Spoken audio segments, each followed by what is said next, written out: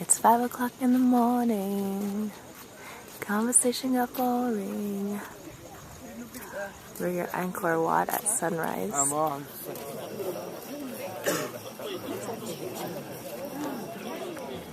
Here comes the sun. Doo -doo -doo -doo. And there you go.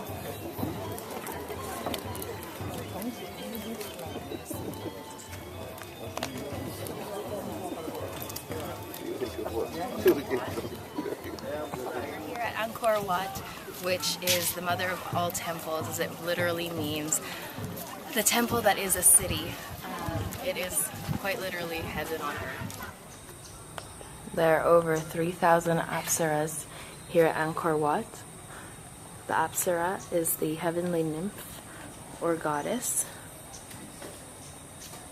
Each one has their own unique face and hairstyle. Imagine that.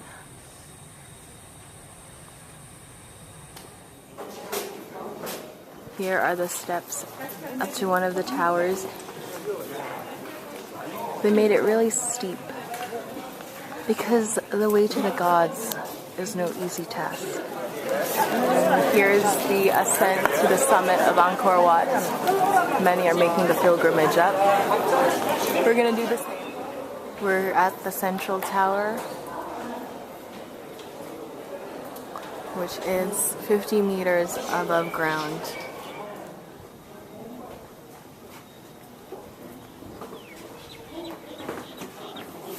And the central temple here.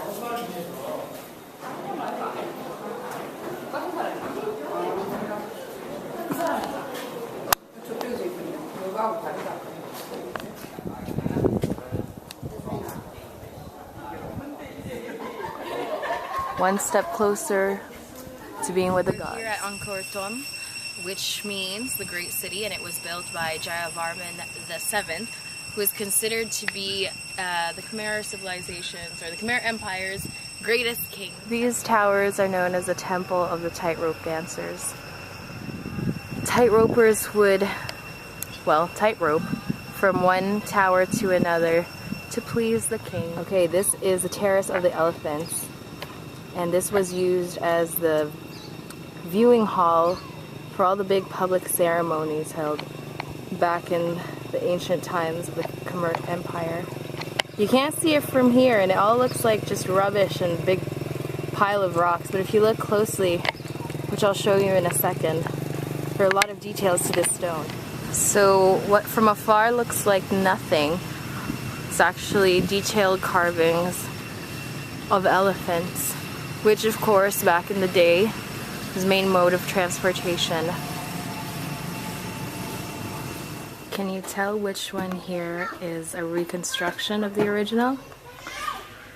I wonder. This is Timianakas, which is the royal palace and translates literally to celestial palace.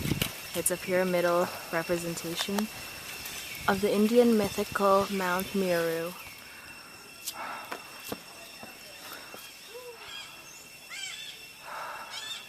And now this is Baphuon,